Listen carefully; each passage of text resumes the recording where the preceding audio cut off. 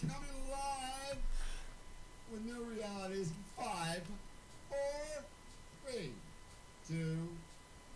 Welcome to New Realities. I'm Alan Steinfeld, and I'm very happy to be doing this show today with Sondra Sneed. And Sondra is an old friend of mine, and she is very connected to the other realms and to the higher levels of consciousness that we are bringing into the planet, uplifting it and raising our vibration. Welcome, Sondra. Hi, Alan. I'm excited to be here again. Thank you. Yes. Well, I think we were talking before the show about, well, I did some homework. I actually saw the new Star Wars movie, which I can't say I really liked, you know? Is that right? Really? Oh, I thought it was way too much blowing up things, and I mean, there were a couple of good moments, but I don't know. One reviewer said, when it wasn't putting me to sleep, it was keeping me awake. Well, you know, I think that, you know, the reason that I contacted you and felt like I really had something to say about Star Wars is that they brought in a new character.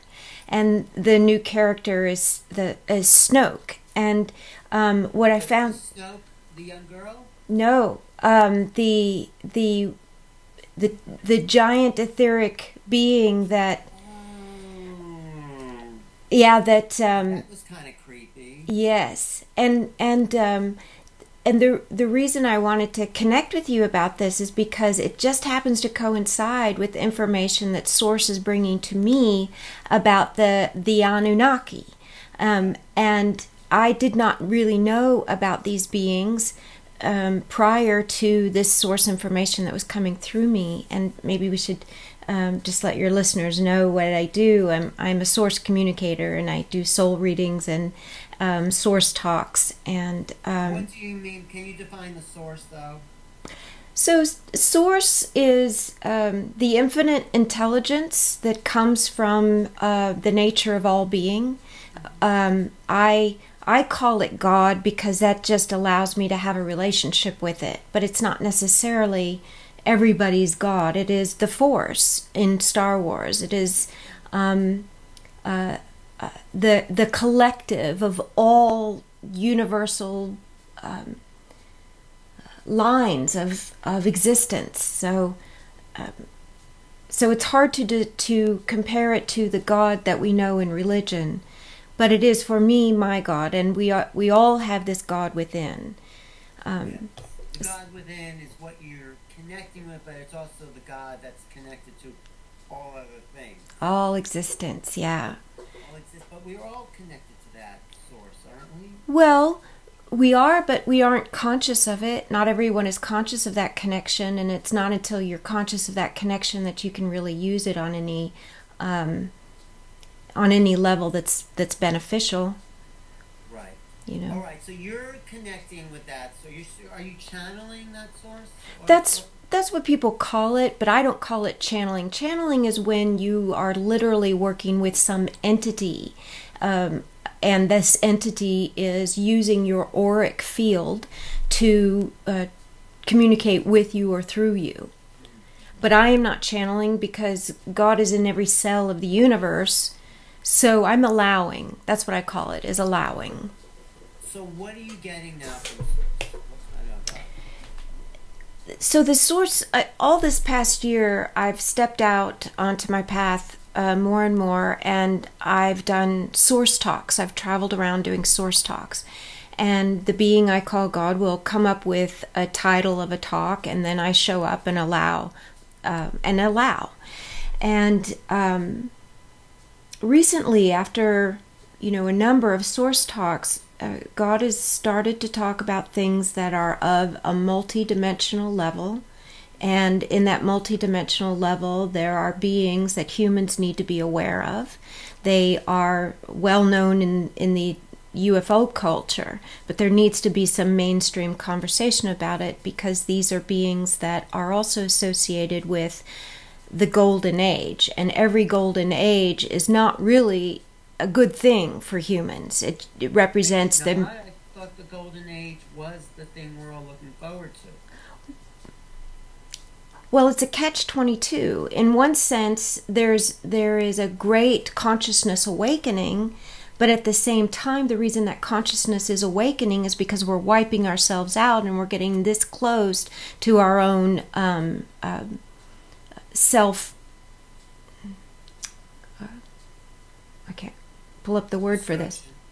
Yes, self-destruction. So this for God is a very difficult time because God has to insist on the messengers getting out there and really delivering messages so that people wake up and either stop wiping themselves out or adapt to the way that the earth is going to be in the next 2 generations, which is... Didn't God also create those negative forces as well? Isn't it? Because it's all part of creation. These are not negative forces, but they are really more like the programming is occurring unconsciously. And yes, there is a purpose for wiping out existence in order for evolution to take its next step. But God would have to start all over again with consciousness on the planet in 3-dimensional form if humans wipe themselves out. Totally. We're not here to wipe ourselves out. No. We're here to uplift ourselves. Right? Yes, we're here to bring consciousness to 3 dimensions. Right. Okay, I agree with that. Yes. So, what are you getting then? What's happening? So, in a recent source talk during a Q&A, so I'll do source talks, and then on the second half of these is a Q&A with the audience, and it's live streamed, so people from online and people present in the room and in the location will have questions. And one of the questions was about what is the Anunnaki, and God started to deliver a story about these ancient beings who are in separation from God, who have through periods of time in human history actually created relationships with dictators to take power. Take over power. I mean, there's probably been some, let's call them negative ET forces that have been working through people like Hitler, right? Right. And the Egyptians, the pharaohs. Yeah, because they, I guess, get energy from power. Right? Yes. Yes, and fear. Energy from power and fear. Right. Okay. It's a living, breathing essence that starts to get created in that fear that keeps them alive. And okay. And it's actually a very complex system that I'm sure we can't get into totally in this time. Bit, I want to understand why anybody would do that. You know, what God says about that, or what your connection to God is. Well, let's go directly to source, if it's okay. Sure, I'd love that. Okay. And tap into source right now? Yes, absolutely. So can you just describe how you actually do that? It's kind of evolved. It began as the ability to scribe. So it started coming through my hand, and the first message that came to me while I was an atheist was, unemployed. It is my assertion you are employed by me. And when I read that, it sparked a year of solitude, and I took dictation and filled up 10 spiral notebooks, taking dictation from God, which was a whole reprogramming for me. And then over time, I trained that vibration to move up my arm and shoulder into my throat and vocal cords. So I began to practice in front of the mirror a Q&A with this source being, and over time began to speed up the connection so that it could actually be a dialogue. And I started doing soul readings with people that were individual dialogues with God. So people can call you and have a reading. Yes, and their own God within will speak through my God within. Okay, so how do you get to that place now? How do you get to there? I have a mnemonic device and I say God says, and that is when my mind unites or aligns with the God mind. So when someone asks a question, in order to go from my brain to God mind, I just say God says. That's my device. All right, and that just bypasses the mind and gets you to the direct source. Correct. Okay, so what are we going to ask now? Well, I think you asked a very good question. You know, what is the information that's coming now? And it's essentially asking why now? Why is this important information for us to know on a mainstream level? Yeah. All right, so let's go into that. All right. I need to raise my own vibration for a moment. Sure. All right, so God says, the reason that we created this opportunity, Alan, was because there is a sensory being within you that knows things that you are not cognizant of. And as we start talking about this stuff, it's going to turn on some of those levers that were designed in you to be this kind of communicator. So it's not just the Anunnaki we want to talk about. We want to talk about why you are one of the individuals we contacted in order to get this information out. If you're ready for that, we'd like to make that public information if it's okay. Yeah. Okay. Sure. All right. Like me and my program. Yes. So right. So what people need to know about you is that you are an onboarder. So an onboarder is an individual soul that has chosen to take a role on the earthly plane regarding messages that need to be on board. So the board is the wave of consciousness. And the onboard then is awakening those who are to participate in that awakening of consciousness. You are an onboarder means you are awakening people from a mainstream perspective. Even though you haven't fully hit a mainstream yet, that's where you're headed. And as you head toward that mainstream, the people that you start to alight, when they hear the things that you bring to your program, then they start to wonder, well, who am I in this? What is my role in this? Yes, I'm going to take some notes as you're talking, but that's good, yes. Yes. So the reason that the Anunnaki story is important to you as an onboarder is that these are beings who enslave humans. And they have enslaved massive quantities of humans. They have eliminated massive quantities of humans that could cause awakenings. So the Jews were a source of resource, meaning they are an ancient people that were dropped onto the planet and never expected to survive. They survived because they kept their breeding pure, and they kept their source connection pure because of that. It wasn't diluted. So they hold ancient secrets within their own genetic code about the nature of the God that is the source of infinite being that recalls freedom for all beings in an equanimous level. Equality doesn't just mean that everybody is equal in the eyes of the law.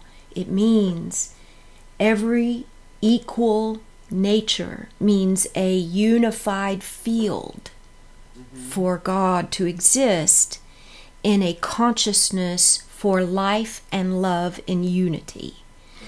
Life, love, unity. One last thing. Life, love, unity is the equanimity of the freedom of all life, which is precious under a democracy, and why it's absolutely critical for you to unite with the freedom message.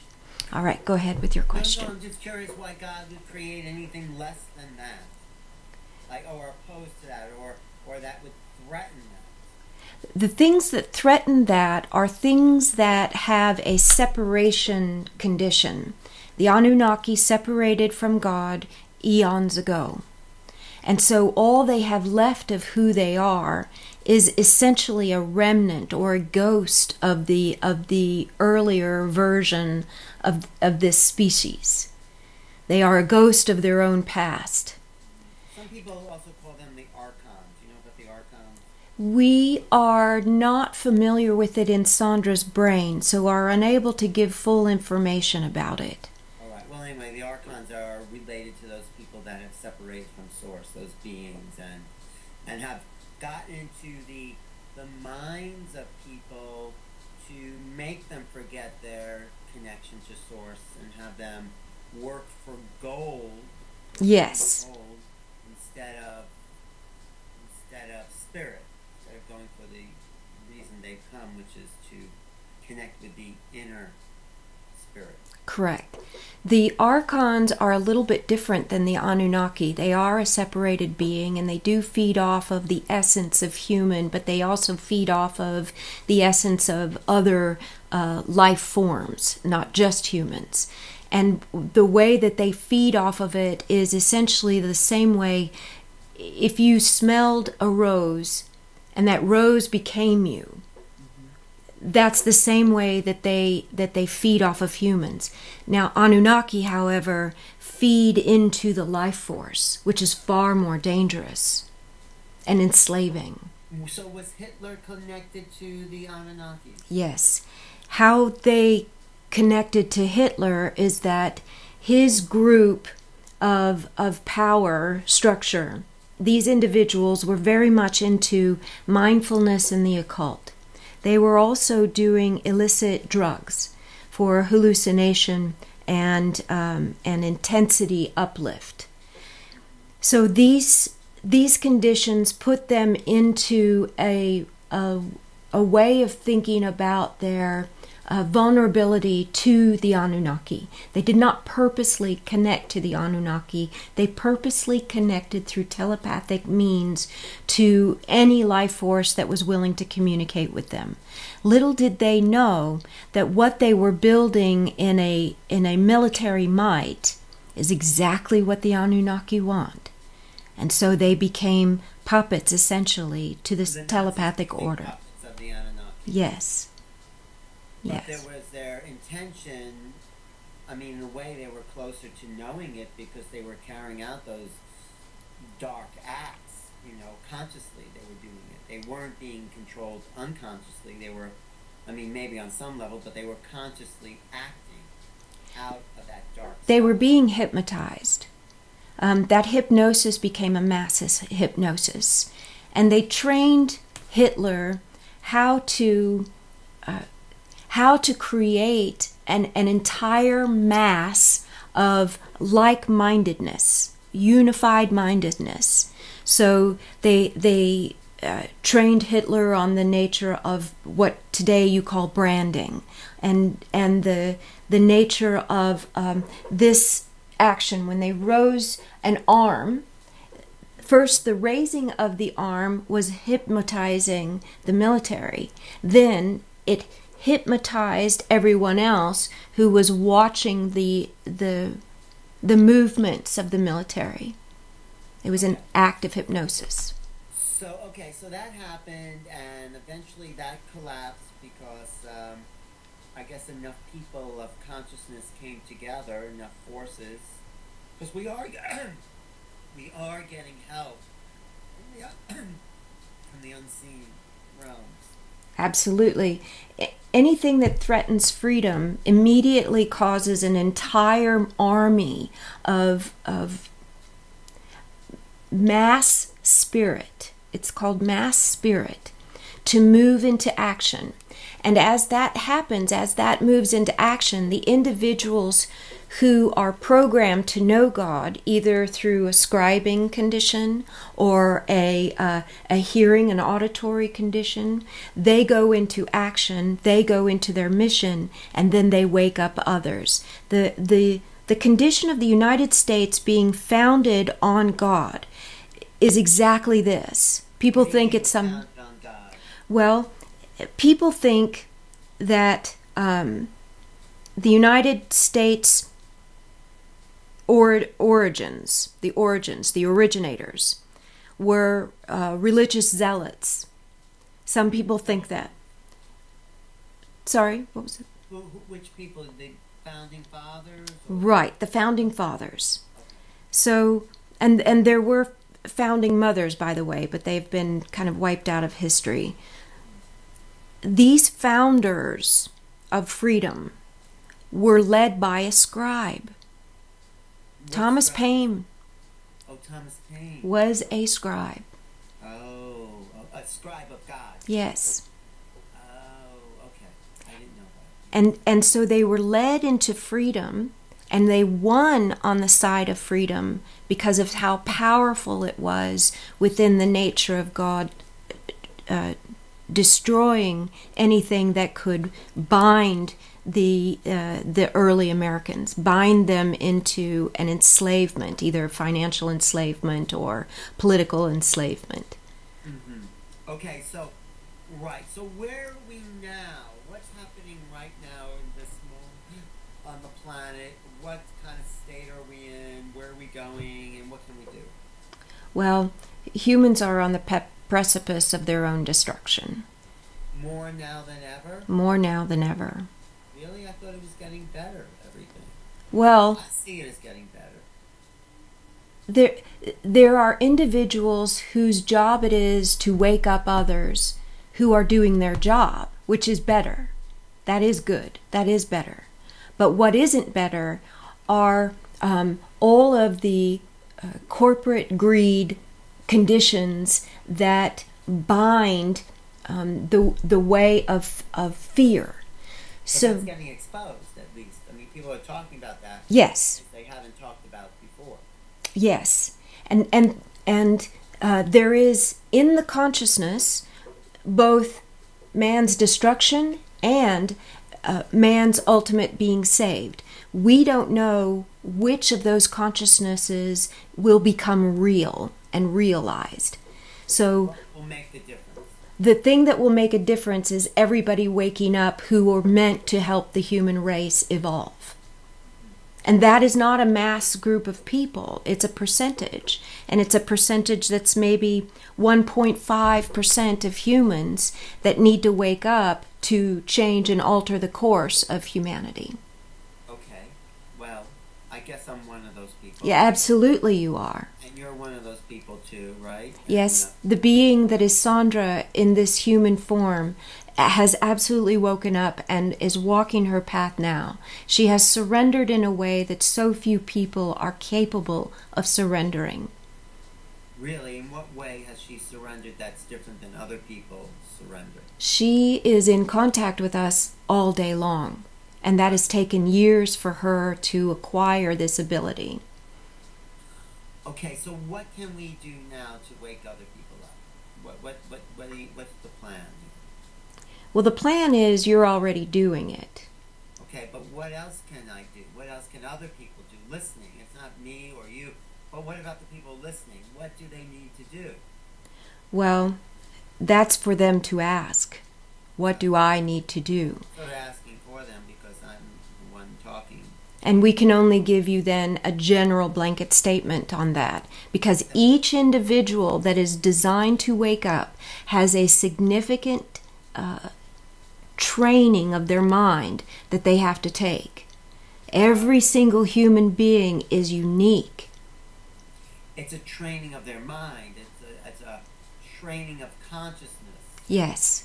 A way of, I see it, and why I call my show New Realities is because it's a way of stepping outside the box that has trapped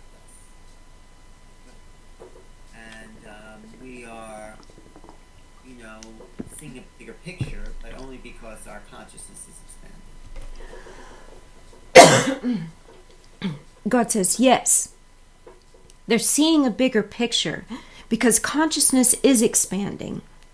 But the consciousness that is collapsing is what's creating fear. And as that fear is generated, then flow cannot flow. So when people go into states of financial fear, for instance, they cannot flow financial abundance. I cannot be in fear and abundance simultaneously.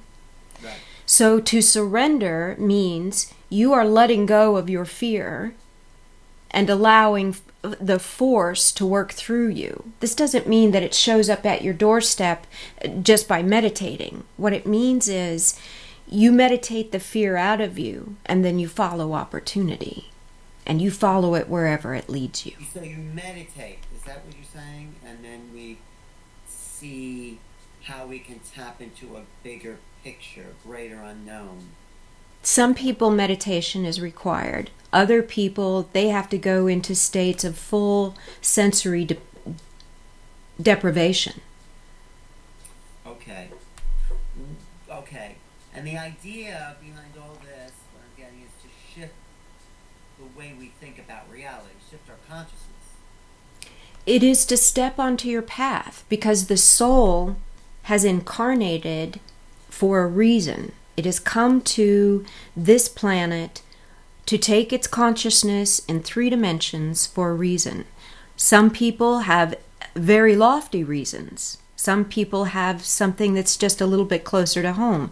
They're just to create a family that is encased in the love of God and the love of their own way, so that they can later on, in a repeating pattern, create humans who stay on farms and grow organic food. So that's a simpler identity. But there are other souls that are here to be leaders, be political figures, become great corporate leaders, and bring source into the corporate spirit. Right. And that's happening. And I see that happening in a much, much bigger way, on a much wider scale. So I have a lot of hope that things are changing for the good. Especially right now, if we reference the movie that we talked about, the Star Wars movie, The Force Awakens, Right. we are actually getting keys and clues to the bigger picture. Yes. Stuff that's really happening. I think that's what you meant by that new character. This is a source revealing the confrontation with the dark side, the negative, or whatever you want to call it, right? Right. Exactly. We're getting a key in to the deeper levels of reality. Right. Right. Dimensions, multi-dimensionality. Right. And you notice in that movie, it doesn't really end. There's Right. definitely leaves room for some sequels to happen there. Right. And so, so what is happening there? So there's that character. Who is that big alien being? What is that? They named the character Snoke, but this is a perfect way to imagine the Anunnaki. They are an etheric dimension, on an etheric dimension. They are huge compared to humans. Humans are like little rodents in size compared to them. They are highly advanced technologically. They can manipulate minds easily, just the way that Darth Vader worked to choke someone just in using the Force. The Force is accessed through the mind, the greater mind, not the brain, not the thinking thoughts, but the greater mind. And the more individuals open their mind, the more they will notice there are other beings within that realm that you have to learn how to protect yourself from. Wait, let me just write that. There's other beings in the realms of people's own mind. Mindfulness. That are communicating with us telepathically. They can influence and communicate. How do we protect ourselves? In a sense, how do we know our own mind? Great question. Great question. How do we know our own mind? Because the more you expand the mind, the more you notice that the brain, the body, is contained within the mind. It is a construct of the mind. And the mind has constructed this physical being for a reason. How do you pursue your individual reason without making yourself vulnerable to other beings who are in that mindfulness plane? And the way that you do it is by identifying who source is and what source is within you. It is a love and a peace and a calm and a joy. It is a holding. It holds you. Right. Well, I was going to say that too, that we know our own voice by the feeling of peace that we have. That we have that peace. Yes. That's right. That's right. Yes. Yes. Because it's only in that peace that you can acquire the notion of abundance, acquire the notion of immortality. Most people's fear comes from their concept of death. They are afraid to die. Right. But when you know there is no death, and you know that through and through, and you are held by the being that keeps you safe, and you know you are held by that being, then there's nothing about death that could scare you. So you can walk into your true calling, your true nature, even though you're afraid of crucifixion, which is common to messengers, to have a fear of crucifixion. Of crucifixion in particular? Well, no, not being put up on a cross, but any form of execution. Right. Right. That's not pleasant. No, you have to step through that fear. It's a courage that is required, and one of the best ways of being encouraged is knowing there's no such thing as death. Right, but it is good to be incarnated, though. It's a blessing. It's a gift. If you use it as a gift. But I think even when people cross over, they're still manipulated by the forces of their mind. Just the body doesn't mean anything. It's like your book you wrote. What do you do when you're dead, right? Well, people are still conditioned by forces. Yes. They're still not free. Actually, we're more free here in some senses because we have the will to change. Yes, we agree. The way that the construct of 3 dimensions is set up is that there is a past and a future and a present, and you can perceive all those at one time. Meaning, I know what I did yesterday, I know what I'm doing right now, and I know what I'm doing tomorrow. Or I can plan what I'm doing tomorrow. Once you become an etheric being that has no sense of time and space, you can't change your mind very easily. You have to change your beingness. So, wait, can you say that again? I didn't follow that whole thing. So say that part again. Once you become in the etheric field, meaning the body has passed, and there is either going to spirit, following spirit into the realm of God, or direct to another incarnation, or for some people, they get stuck in that in-between. They don't know where they are and what they're doing. They're confused. They expected, when death came, they expected a nothingness, and there's a somethingness. So it's in that confusion where they get stuck that they become vulnerable to those forces that could feed on them indeed. Feed on them. So it's not about the body then, because the forces are still feeding on the mind or the consciousness. Let's call it consciousness, right? We would call it the essence of life that they are feeding on. Is there any way to free those people from that? Yes, and there are many people in your audience whose job it is to do exactly that. How? How do they do it? I mean, I'm sure they know, but tell me, us. Well, they don't all know, as a matter of fact. So the way that is done is by identifying your true nature as a sensor. You can sense beingness, and this beingness has organization. That organization represents a former physical body, and now is a soul without a body, but is a person. And when they feel or sense that energy organization, they need to know that being doesn't belong there. they need to be moved on into the light. Now, the nature of the light has to be programmed into the mind of a medium that can see and feel that. And they practice the nature of their own light to protect themselves. Yeah.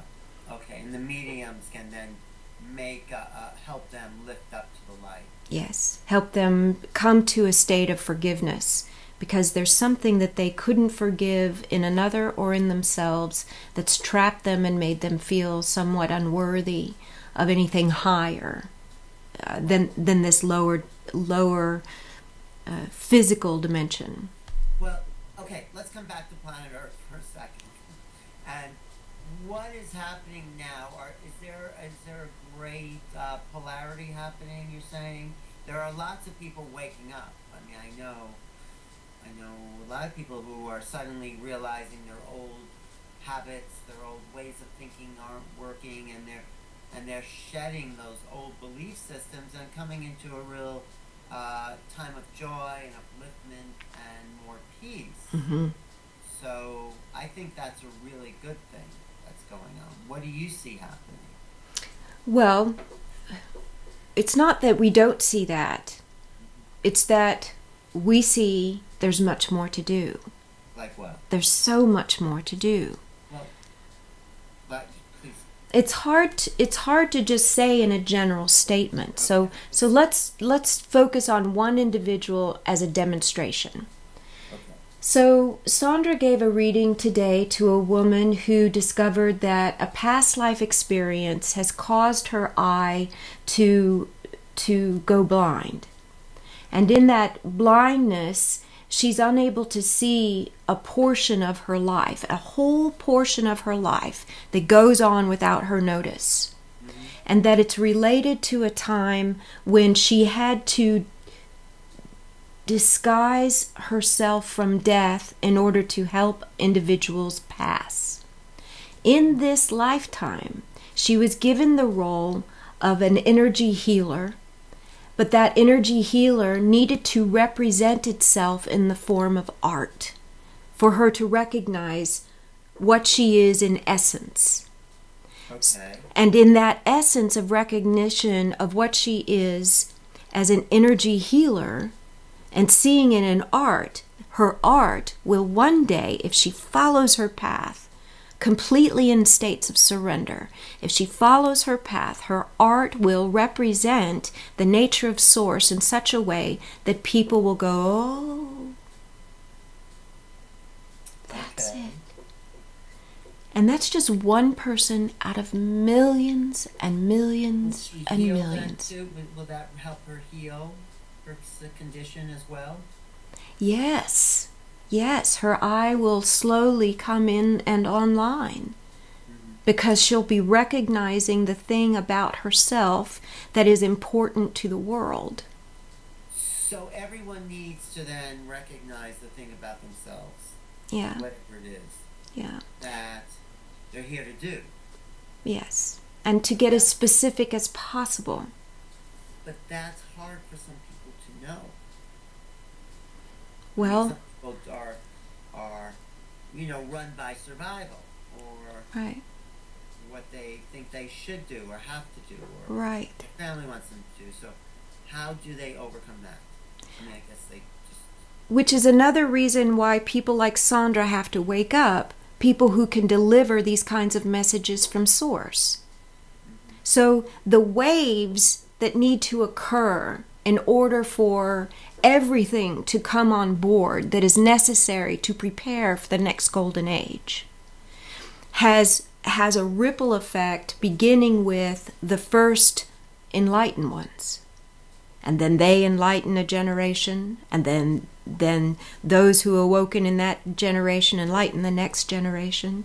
This is an ongoing thing that has been happening forever, but there are periods of eruption of it. Well, there's a couple of questions. What's the benefit of enlightenment? I mean, I know there are, but and doesn't the Anunnaki want that same enlightenment? Why are they attached to the unenlightened state? Why are beings attached to the unenlightened state? It's a good question. We'll start with that one. the reason that they are disconnected is because there are systems of evolution that when a unity is not achieved in a being, when a unity is not achieved in a being, the nature of that being evolves to disunity. And that disunity then becomes a feeding essence. It's a feeding, a consuming. Right. So in nature, for instance, nature will consume all that has no purpose. So one way of protecting yourself from the Anunnaki is to find your purpose and live it. But if you live without purpose and you're just blindly doing your job every day and you're doing what you're told in order to get a paycheck, and that paycheck is the whole of your life, and you ignore your children, or you ignore your wife, or you ignore your husband, or you do things that deny your own love of yourself, you disconnect from the ways of God and disconnect from the ways of love. Right, but I'm saying there are people who have been living that way, and now they're realizing that doesn't work, and they're reconnecting. So it doesn't always lead to a disintegration. It's a lesson of awakening towards awakening. You know the light if you've traveled through the dark. Traveling through the dark to have an experience of something greater. Alan, you have great hope, and it's important for you to maintain this hope. But we want you to know that there are billions of people on this planet who are forging ahead and wiping it out. Who are those people, and why are they doing that? Because they are blind to what they are doing. They only care. Disconnected. They are stuck in the need to survive. I mean, like corporations that pollute the land for And money. And people who work in these corporations, who are stuck in these little cubicles, and they have cubicle minds and cubicle hearts, and the way that they are performing their duties is out of a sense of duty rather than a sense of purpose. Mm-hmm. If they click in to the sense of purpose, they'll look at what they do every day going, what the hell am I doing? Why am I doing this? But they won't until they are without a job. But isn't this an evolution of soul? Don't a lot of people go through those, let's call them lifetimes, where they have separation and then they come back around? It's like a cycle. So Right, but the difference is, Alan, that what's happening to the planet is the forgetting of God, the forgetting of what God is. And religion is just as culpable as science is. What is God? With forgetting of God, what do you mean by God? God is the being within you that makes you free. Oh, well, yeah, I think everyone wants that. That's why they're making all that money, because they want to be free. They don't realize that that's a really indirect route. Not only is it indirect, it is destructive. Well, yes, it's not fun. But I agree. So, okay, so we're here to help wake people up to who they are. Yes. And knowing that if they don't wake up, they could be subject to beings that are far larger and far more mindfully intelligent, and you can be manipulated to do things that you will consciously, once you wake up, go, how and why did I do that? In mass. That's what happened to the Jews under Nazi Germany.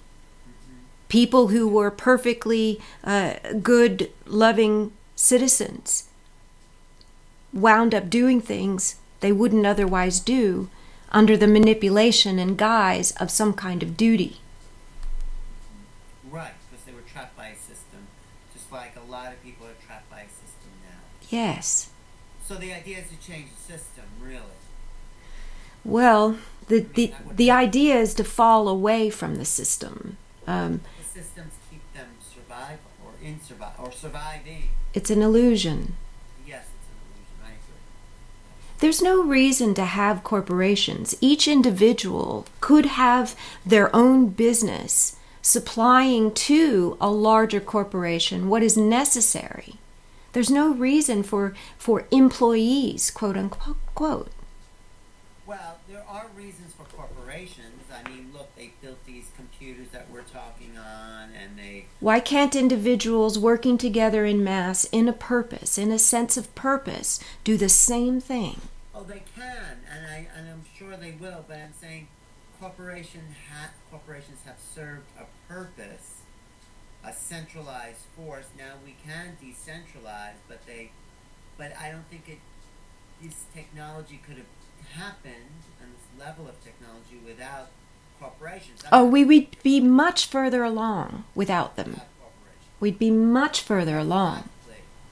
Because the way that corporations work is through a hierarchy under an autocracy.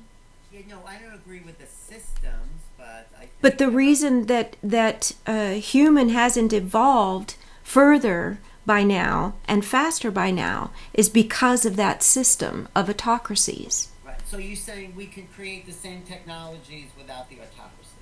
Yes. Okay. Well, I'm all for that. I never liked, corporations myself, but it seems like... So what's your plan here? My plan is to bring Sondra into a greater and greater tenacity for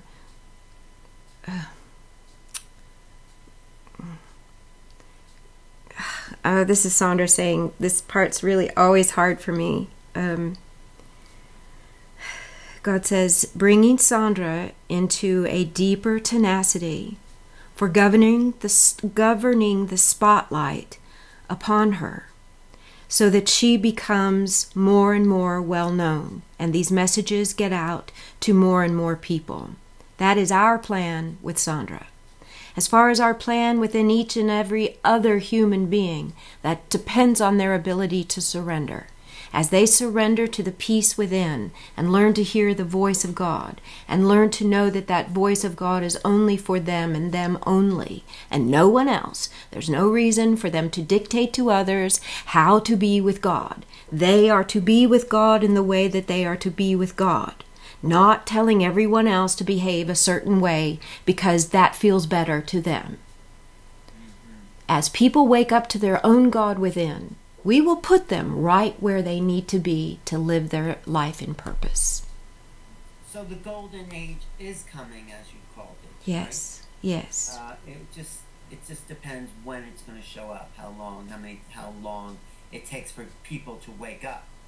It's more about how long it takes for humans to become desperate in their own survival, where nature starts to cause a backlash. Nature. Yes, yes. So how do the Anunnaki feel about nature causing a backlash? Aren't they there to control nature? Don't they want to control that? The Anunnaki are like an alien species of plant. You put it in an area where it doesn't understand its own niche, it's going to consume everything around it in order to proliferate itself. That's the exact same way that the Anunnaki behave. And they don't care whether or not this planet is fully viable for the humans, just viable enough to keep them reoccurring, reproducing. And why? What's their ultimate goal then? Why do they even want to do that? To feed on the essence that the human being creates in their physical form. It's an essence that they feed on. It's a life force. So they feed on that because they can't survive any other way. They can't survive without the extreme emotions, we're saying, the extreme dramas. Or what we would say is it's in the extreme that the physical body exerts the life force. So in that exertion of life force, there's abundance of food for the Anunnaki. And what do the Anunnaki want besides just food, though? To survive. But they can't survive. Here's the thing. When they separated from God, they separated from the life force that is everlasting. So in that separation, then they have to feed on something to survive. But they have a choice. They can go back. They don't have to feel separate. It's too late. Their nature has cut off all ties and evolved in that way. So they cannot ever return to source. No. I'm not sure I believe that. I know. But why couldn't they? I mean, why? I mean, you say they cut off the old ties, but yet they're still feeding on something. They're feeding on the life force of other beings. Right, and the other beings cut them out, then what? And they wouldn't. Then they don't survive. And if they don't survive, what happens to their soul essence? That's a good question, because that's really what they are. They are the soul essence of an ancient civilization that lived a long, long, long, long, long, long time ago. So these are souls that are the remnants, and in that they cannot survive by a reproductive manner. They cannot survive through a life force, and they have to feed on others. When that system of feeding them is gone, they disappear into the This is Sondra saying this is going to be a spirit word, so I just have to sound it out. This is something I'm not familiar with, so God's just got to give me a mash of words together. They disappear into the hero presence. Hero presence, not hero like as in a superhero, but some other kind of hero? Right. Hero. H-I-R-O? Right. H-I-E-R-O, right? H-I-E-R-O? Yes. What's that? Hyro, that's like hieroglyphics. It's like the divine writing. It's divine. Hyro is like high, the divine connection. Hyrogamus is the sacred marriage. Hyro, it's the sacred. It's the sacred. Okay. So they disappear into the sacred presence? Yes, that's a way of saying it. Yes. So they kind of dissolve? No, they're still in existence, but they are entombed. They become entombed in the wave of being that is sacred and God. It's an entombing. Don't they want it? Don't they want to do this? Why are they resisting that? They don't know anything about this. I'm sure they're listening. No more than you could hear dogs talking to one another. What do you mean by that? The Anunnaki cannot understand human interaction. All they understand is mind and how to manipulate form from mind. But they don't understand the communication system between individual humans. Okay. They don't understand the emotional exchange. No, the verbal exchange. Or the words. They know the emotional exchange very well. Oh, you're saying they feed on the emotion, but they don't have the consciousness for language, you're saying? For human interaction language. Okay. They don't have that capacity. Right, because that occurs in the brain. We talk about them even when they're in front of us. Is that what you're saying? Correct. It's a joke. No, it's true. But where are they? Where do they show up? Where are they? Are they etheric or are they physical? Yeah, they're in another dimension, and where they show up on the planet is wherever there is a causation, and that causation right now is within ISIS, within the Middle East. Right. It's because they're supplying the hatred and the anger and the violence. Fear, right. Fear. That fear is a big food for them. Yes. And humans have a lot of it. Yes. So when we transcend our fear, we don't feed those energies. Right. When you find peace within, that's safety. Can you talk to the Anunnaki that have already transcended? There are some that have already transcended. These transcended beings are so old and ancient, they've transcended into creator being status.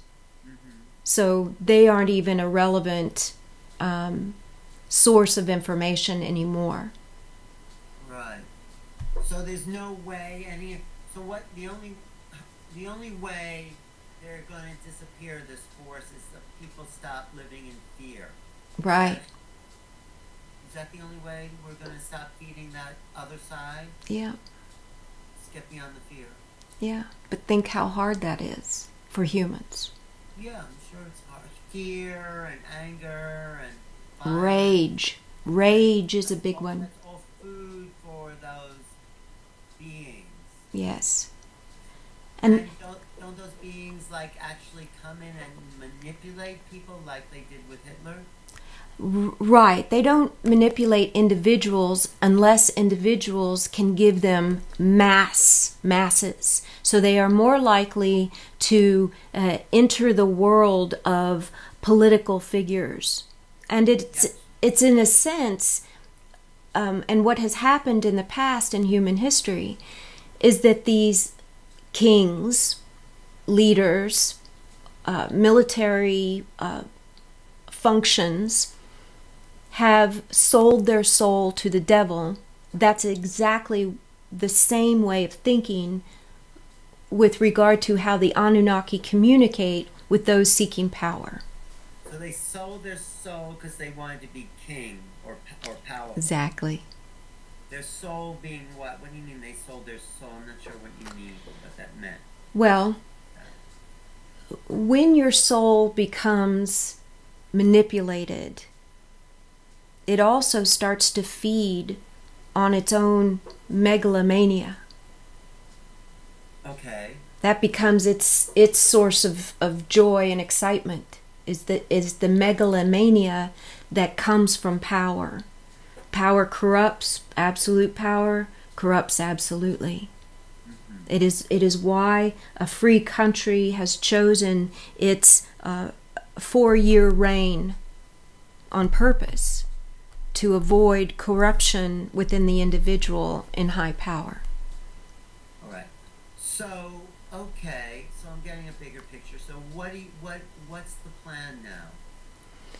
So what question we think you would do well to ask is, what stage are humans in, and then what's the next stage? All right, that is a good question. Thank you. So the stage that humans are in right now is in waking up to the idea there's more to this world than I thought. Mm-hmm. People are in that stage. Yes. The next stage is there's something in this world that is more than I thought. That means there's something I need to do on this planet. I need to do on this planet. So in mass, people are going to wake up to the need to be in purpose. Okay. They need to wake up to their divine purpose. Exactly. Exactly. Or to any purpose, to have purpose, to have meaning in life. How do they do that? I think I've asked that before. How, if they've been so conditioned and brainwashed and I mean, let's say they're able to let go of all that. How do people wake up to how do they know? Well, there's a number of ways that it's happened. One is economic collapse causes people to lose their jobs. When they lose the thing that they have been working so hard for, and then they suddenly realize if it can be knocked out overnight, what's the meaning of it? It's meaningless. This is an illusion. So that's one way. Or we put them in a car accident, or we have cancer grow. Whatever it is that's going to force them into a state of courage, they have to be courageous to let go of the programming that held them into an illusion. We put them into a state that they would never want for themselves, but then that state takes them to a whole new way of thinking of themselves.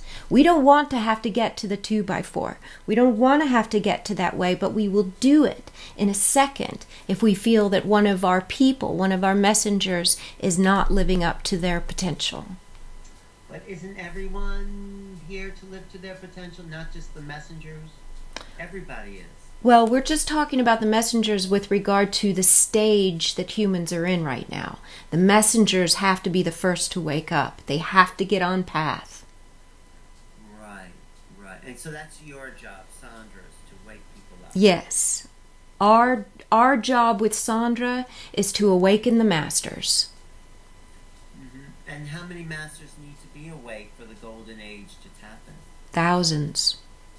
And how many are awake now?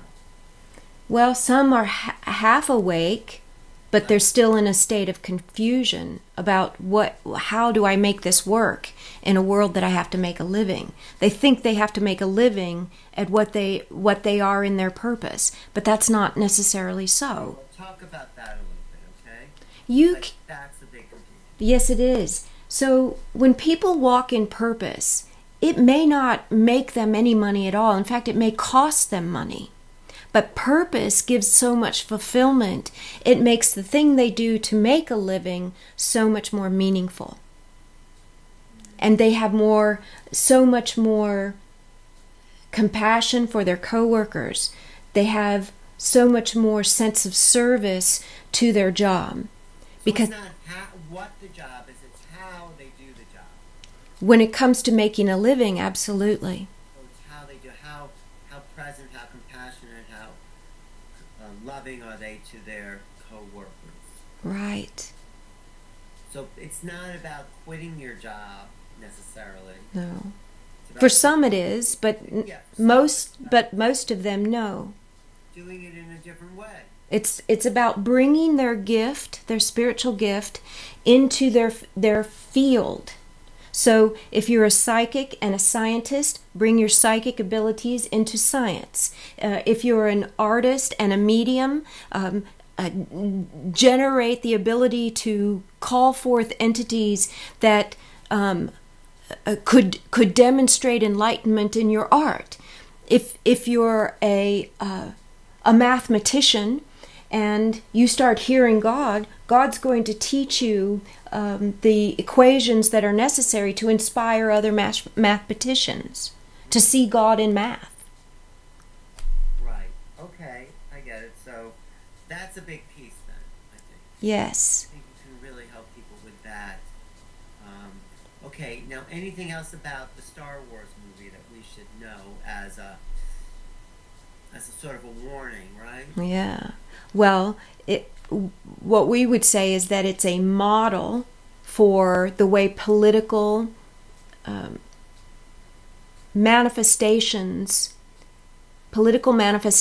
can become subject to a higher order life form and then become puppet to it. Explain that a little more. So a higher order life form is like how humans are compared to squirrels. Squirrels are a lower order life form, not so complex. Right. So the Anunnaki are a higher life form, order of life form to humans. Humans are like rodents to the Anunnaki. They're higher, but they're not more spiritually evolved. Right. They're not high vibration. They're just higher order. They're more complex. More complex. But not smarter. Well, maybe smarter, right? In some ways, way smarter than humans. But not more evolved spiritually. They have no spirit. Okay. They have no spirit? Right. They do have soul. They are a soul, right. They are a soul, but when you say you don't have spirit, what is the difference? So spirit is the nature of you that is the God within you. And they don't have that? No. They don't have a God within them? No. And what's their soul? Their soul is the evolved remnant of what they once were as a race of beings. But that's immortal essence, isn't it? Yes, in a sense, if you have something to feed on, it can make you immortal. But you just talked about those people who went around up to the next level, those beings, those Anunnaki. So they must have did that with some kind of spirit vehicle, right? Right, right. These were existing beings, giants, that were fully formed in an etheric manner. They were not three-dimensional. They were multi-dimensional. But they, just like humans, have an essence of them that passes. It has a time limit of existence, so it passes. And the spirited ones, the ones who were connected to spirit, have long gone. But the remnants of what once was, this is a race of beings that have been wiped out. And so would you say these beings are more like thought forms than actually beings? They're more like ghosts. Which is like things, they're not even real in a sense, would you say? Oh, they're very real. They're just not dense. They're not three-dimensional. But there's an eternal nature to them. That's what I'm trying to get at. They can live forever if they feed, just like the mythological creature of a vampire. Okay, and if they don't feed, I think we went through this, what happens? Then they become absorbed or entombed into the sacred presence, into the sacred presence. And what's wrong with that? Well, nothing is wrong with it. But why isn't that? That seems like... They don't want to do that. They don't want to disappear. They want to exist. They want to live. Okay. And the only way they can live is to feed off the raw emotions of humans. Is that the only way? Yes. No, and it's not just raw emotion. It's life force. I think the animal sacrifices also feed those gods, those beings. That's why animal sacrifice was performed, to appease the gods, to feed the gods. I think there's the fear of those animals that happened in animal sacrifice. Well, we think you're not seeing what we're saying with regard to what they're feeding on.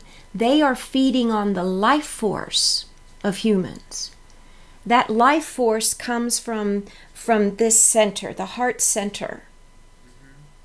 And that life force can be ramped up in states of fear. Okay. So they also feed on children because that life force is so new and fresh. How do they feed on children? Oh, it's not a pretty thing to talk about. Well, you might as well say it. You know, So, children who are so precious in their innocence create a supple, delicious, and this is how the Anunnaki would describe it, a delicious manner of consumption. They create this delicious manner of consumption. Because they're innocent. Is Yes. that right? Yes. Innocence. Yes, they haven't hardened in any sense. So they, okay, and what about that though? So when children are the target of an Anunnaki being, usually it's an individual. It's not a mass thing. It's usually one individual Anunnaki humanoid being that may be separated from a group, wandering about, and becomes targeted onto a household with children. Then these children suffer from nightmares, from terrors that can... Oh, Alan. But how could we protect the children from that? Child abuse is usually the beginning of the call to the one that hears it. So they hear the call of the abuser and the abused, and they follow it. But how do we protect the children? You protect them from abuse. You, Alan, and people who are listening cannot en masse protect all the children. Right. You can only protect what you can protect, what's in front of you. We protect them by nurturing them, is that it? Well, by nurturing the abusers so they don't abuse. Nurturing the abusers, I see.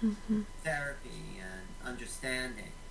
But aren't they abusing because of the Anunnaki influence? No.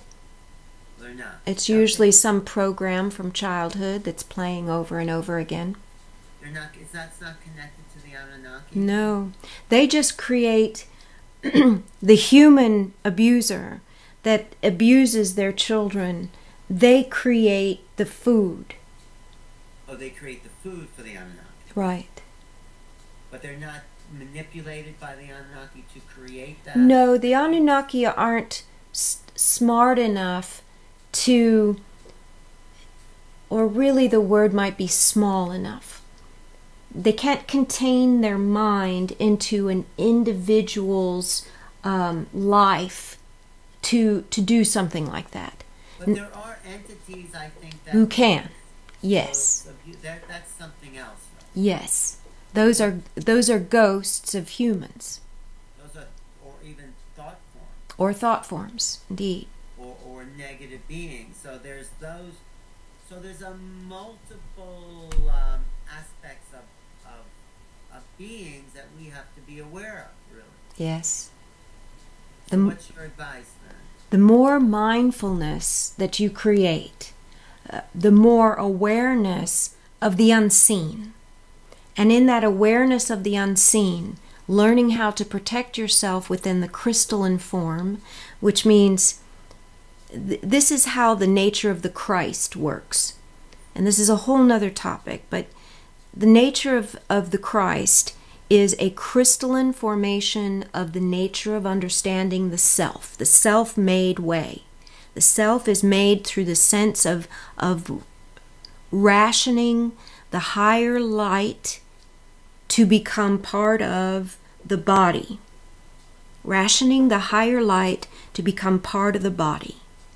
Now this is true enlightenment. This isn't just waking up to ideas. True enlightenment is when you achieve a Christed manner. And that Christed light protects you from anything that is unseen. So we develop the Christed light by waking up that individual sense of our connection to Source. Yes, and then it goes one step beyond into the nature of manifestation. To manifest whatever it is you desire means concentrating your effort within the Christ and calling it forth. That becomes the law of attraction, attracting to the life force of the Christed way. And that law of attraction then builds a system of organization, organizing the material body to behave in a way that draws to it what it desires. So it can draw to it the desire for protection. No. Okay. Or no, the desire for protection is drawing to it its own protection. Yes, that's a better way of saying it. So we need to teach that to children then. Well, certainly that would be a great thing to do, but good luck with that. They don't even like children learning yoga. No, I mean not teach it that way, but as a formalized way, but teaching the sense of self to children. Yes. The self-worth. Yes. That will develop that other level of sensing. Yes. Awareness. Yes, to a degree, but then the teenage years come along and all those hormones whack all that away. It just becomes whacked out because of the hormonal structure that starts to change the vibration of the human. So they have to reclaim that in later years. Right, and I mean if there's been a seed planted, they will. Yes. So, okay, now anything else we need to cover here? Because I think, there was more I think you wanted to say about this time of transformation. Yes. The reality is that time is quickly fading into night with regard to where humans are in their need to save themselves. So that means we believe 2 to 3 generations left before humans wipe themselves out if they stay on this path where corporations are the rule of the day. They rule over the money, they rule over the structure of time, they rule over how much people work and when they work, they rule over the clock. Corporations rule over all of the things that are necessary for human evolution. So as long as that's the way it is, then the progression of that means in 2 to 3 generations, humans are going to be fighting for their own survival and having to adapt. Well, they're already fighting for their own survival and having to adapt, so that's one road. We mean in the way of earth-shattering changes, because the earth starts to move the minute there are no more forests. The minute there are no more forests, the earth moves into action and says, it's time for the next wave of evolution, and starts moving. And there are earthquakes and volcanoes, great storms, human systems getting wiped out year after year after year. Something like that happened on Mars. Yes. But, okay, that's one path. What's the other path? The path of consciousness. Yes, take a drink, yes. So the path of consciousness has so many integral moments that are necessary, and they're generational. So one generation is teaching one facet of consciousness, and each of these... To be more specific when you say one facet. Yes, yes. So in this generation, people are learning how to communicate and network on a worldwide system that then can incorporate freedom into areas of the world that are not free. Okay. So that's a step that for this generation in order to free the unfreed in other parts of the world. Okay.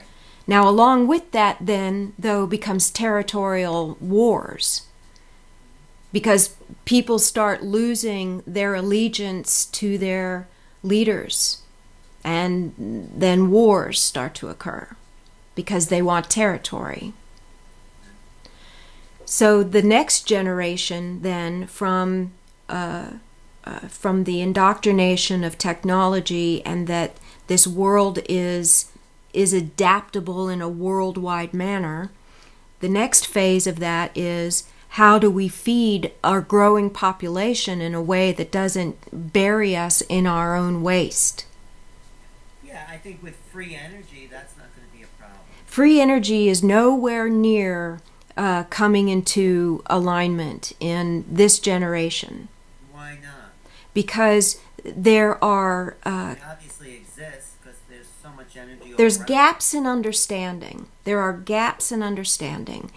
You may have 1, 2, 3 geniuses that get it. But unless you are able to develop something that everybody wants, there's no way for it to be proliferated throughout cultures. That is happening. There are people developing home batteries to generate their electricity. That's not free energy. No, but there's ways of storing energy. There's wind power, there's solar power, there's zero-point energy. And that's totally different from free energy. We were just saying free energy is nowhere near in this generation coming to fruition. I don't know. I think it could be. You're very hopeful. You're very hopeful. I just think it's possible. I mean, nothing's been decided for sure. Okay, so that's one level. Here's what we know that you may not know. We know what's stopping it. What is stopping it? Gaps of understanding. And how can we fill in those gaps? Through generations. People have to die off and new generations come in. I mean, gaps of limitation, really. There's limited beliefs that are in the way. Well, it's really more of a gap of understanding because people who grew up without telephones can't conceive of what do you mean you can talk to somebody on the other side of the world. They don't get it. You know, so the gap of understanding. Right. So we need to develop towards that, you're saying? Well, humans always do. They always do. And each new generation accepts what the past generation thought was impossible. Right. Right. Okay, so let's keep going. What else do we need then to move into this next realm of consciousness? Yeah. So humans need to recognize that what they do today has a consequence for the next generation, both good and evil. Okay. So the joy of a fading generation has to turn on to say, we have a legacy to leave behind. We have a third act. We've got to wake up in our third act. So the baby boomers, in other words, need to feel a sense of meaning in their lives, that they aren't just waiting to die. They can leave a legacy for the next generation. Well, the legacy will be of what? Many things. They could leave a legacy of The arts. storming the White House. What? Wait, God just said storming the White House. Leaving a legacy of storming the White House with information about those who are destroying precious resources through development. Right. I definitely think, yeah. They are destroying resources and putting up financial institutions. And we mean that figuratively, But that, as much as literally. That is happening. That's happened. It's already happened. It's a constant happening. All right, so there's these two paths now. We can go down the one of self-destruction, or we can go down the one of the golden age. That's where we're at, right? Well, the golden age is in the period of self-destruction. It is? Mm-hmm. How's that? Well, if you think of a golden sun, and the golden sun is in the desert a terrible thing. That's how you can imagine what a golden age is. Once you wipe out resources, then the fight for life allows humans to awaken to their greatest potential. That's the golden part of it. So you're saying we're going to need to go down that path? Is that what you're saying? Well, you are going down that path. But we don't have to go down the path of destruction. No, don't. Will we still get to the golden age if we don't go down that path? No, there won't be a need for one. Because we'll be evolving into it then. Right. It won't need to be some age. It'll be a progression of human evolution. So either way, we get to a better place. Well, okay. It's easy, or you can do it hard. All right. Okay. Either I way. think that's what you're saying, right? Yes. And you can look at periods of history where there was great eruption of spiritual knowledge, and those remnants are in the theological libraries, the remnants of that. And these we're in another age of that knowledge. Yes, we are. Humans are. Well, And another spike of knowing from infinite intelligence. right. So I mean, it's good to know the dark, but stay to the light. That's what the Tao Te Ching says. Oh yes. So, To know the light through and through, and to see the dark from within the light. That's how we would say it. It's great that you're telling us the possibilities, but we're here to wake up and lead the life that is inspiring us to live. To be your best, your most, your greatest way. It is in the greatest way that you become the lighted way. And in the lighted way, you receive the light information that God gives to give you each step by step, step by step, All you need is the courage to take each step, and we will meet that step with the ground underneath. Stay grounded, stay focused, stay surrendered, stay humble, stay knowing that this being within you that is teaching you who you are is going to teach you the best of you, the most of you, the greatest way of you. And every greatest way leads to a next greatest way, meaning you will inspire each greater way around you. Right. Thank you. You're welcome. Thank you, Sondra. Well, this is Sondra now. I'm taking the microphone back from God. God, thank you so much for that. And I just want to say, Alan, thank you for the questions that you asked, because, when I'm in my God self, it's difficult for me to come up with the human questions, except for when I'm scribing. Mm-hmm. But in this verbal transliteration, I'm in the God self, and I need someone like you who's curious to ask those questions. How does it feel for you to be in that God self? It's beautiful. You feel what? Light and... I feel bigger than I am. I feel bigger than Sondra. And sometimes God will say things, though, and it's like, oh my gosh, the audacity. People must be thinking, what audacity she would have to say something like that. And the truth... Oh. What's one? Oh, God has told people off before. Like, what do you mean? Like they said, you're like... Let's see if I can think of one. I mean, just yelled at them and told them to wake up, huh? Well, really more like if they're being small, and so they're making somebody else small. Right.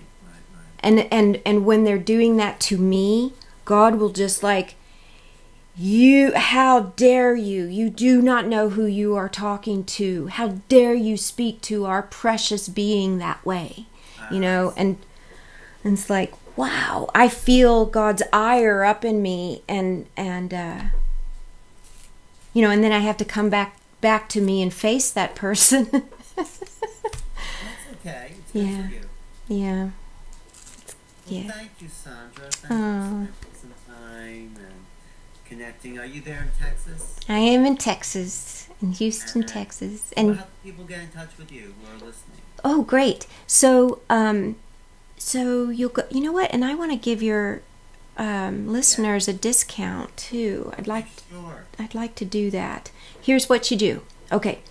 You go to, if you want a soul reading, you go to sondrasneed.com, sondrasneed.com, or you can get there from Godscribe.com too. And then there'll be a pop-up that says knock knock and starts talking about soul readings. And you can schedule an appointment with me. And if you say, I heard you on Alan Steinfeld's show, New Realities, you can use the returning client discount. Okay. Instead of the new client price, which is huge. But it's just a way of me controlling. Returning client discount. How much is a reading? It's $190 for an hour, $95 for a half hour, with the returning client discount. The new client price is $500 an hour and $300 a half hour. Yes. That's for a new client. Yes. Now, you have to really make sure they want to work with you. Yeah, absolutely. Because this work is like mountain climbing. Mm-hmm. And if someone's vibration is in the low registers, then I have to go, run up and down that mountain, and it's exhausting, and for some people it can be very dangerous to me. So this way I can control who gets involved with me. And if they're listening to your show, they're already ready for higher vibration work. So thank you. And if they're not listening, if some other people come in, you do have people that want to make that change, though, right? Yeah. I'll take that chance with your show. And thank you. And if it proves that I'm wrong, which I don't think it will, No, I don't think so. You only have good people listening. Right. I'll figure out a way to handle that, but otherwise it's a pleasure to be here. It's a pleasure to spend time with you, Alan. I loved seeing you in New York City, and I hope I get to see you again soon. Are you going to be in LA at the Conscious Living Expo? Are you going to that? The one in San Mateo? No, the one in LAX. No, I haven't done that show yet. It's a good show. Is it? Yes. I've heard it's really big. It's big, but it's really, yeah, people do well there because it is big. Anyway. I might do that next time. Okay. It was great to see you in New York. Are you coming back at all? Of course. I really, New York welcomed me with open arms and did some good work there. Did you find your phone? Yes. Oh, you did find your phone? Yes. All right, good. I was worried for you. Fantastic. All right, well, thanks, Sondra. Thank you. SondraSneed.com, Godscribe. Thanks for relaying that information. I think we went deep. Let me know what you think when you hear this back. Okay. All right. Well, it's lovely seeing you. Namaste, my friend. Blessings. Blessings. Thank you for what you're doing. And likewise. this is Alan Steinfeld for New Realities. Thanks for listening. Go to my website, newrealities.com, or my YouTube, youtube.com/newrealities. Thanks for listening.